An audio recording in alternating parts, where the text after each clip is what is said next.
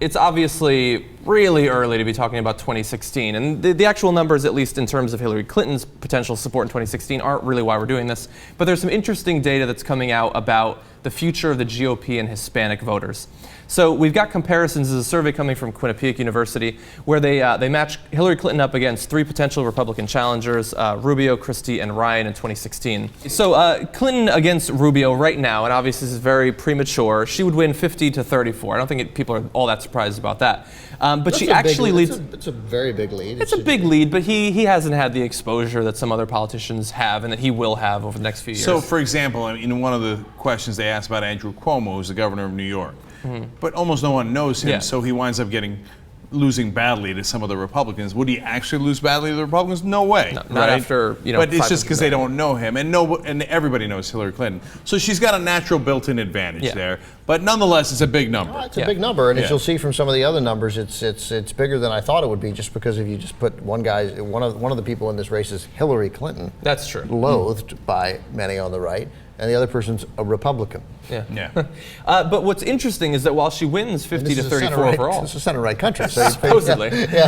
No. We'll talk about that after she wins 2016. So she wins 50-34 in the general election, but she actually wins even stronger among Latino voters, 60-24. And this is Marco Rubio, the man that supposedly is going to be the messiah that brings Hispanics back to the GOP and wins them 2016. So she was up 60-24 over Rubio. Go back to the Christie graphic there, number 16. Hillary led Rubio 60-24 among Latino voters. 62-23, she leads Christie. That's just the 24% of Latino voters who are going to vote for the Republican. No matter what. That's it. That's fine. So apparently getting Rubio brings 2 points. Maybe. And the notion that among Latino voters. The Latino voters are, in fact, and he hurts among everybody else, obviously, by the nature of the fact that the race is literally twice as close with Christie, an 8-point deficit as opposed to a 16-point deficit.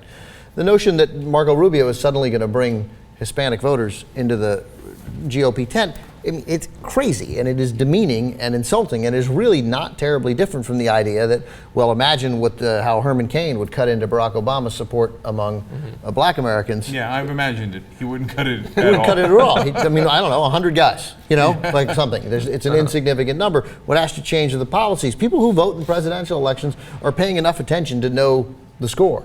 And Marco Rubio is not going to make a difference. I imagine he'll do a little better because I imagine that what we've already seen from him, he would be slightly less strident than many on the right regarding immigration. That will make some difference. But I don't think in the confines of working in that party, he could be less strident enough to make a real difference with the Latino voters. Yeah, and it is interesting if you bring up the final one, just to see how Paul Ryan would do. He loses 69-21 among Latinos. So there is an actual pretty big difference between Rubio and Ryan, at least.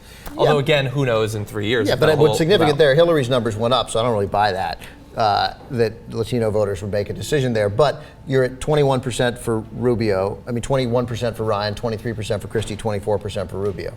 That's the range you're going to get. That ain't much. Yeah. All right. So my favorite part of this is the National Review did an editorial, right? And first of all, overall, the conservatives are concerned.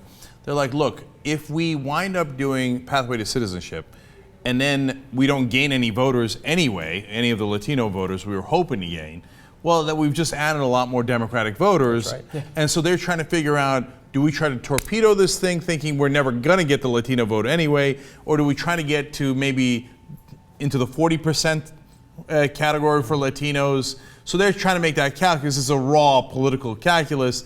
And then they're trying to figure out how to win over the Latino voters other than Pathway to Citizenship, et cetera. But their problem is exactly editorials like this. So let me quote it. Take away the Spanish surname and Latino voters look a great deal like many other Democratic constituencies. They wrote, and this is one of the top conservative journals in the country, low-income households headed by single mothers and dependent upon some form of welfare are not looking for an excuse to join forces with Paul Ryan and Pat Toomey. So the takers. It's not the Pathway to Citizenship. It's not even your views on illegal immigration, etc. It's this. It's the racism. Yeah, it's that you are dripping with disdain when you talk about Latinos. Oh, well, they're likely to be Democrats because they're welfare mothers and dependent on us white folks, right? And so when Latinos see that, they think, under no fucking circumstances am I going to vote for you. Even if I agreed with you on whatever, on tax cuts, on religion, on whatever it might be, it's obvious you hate me, and I got no interest in voting for you.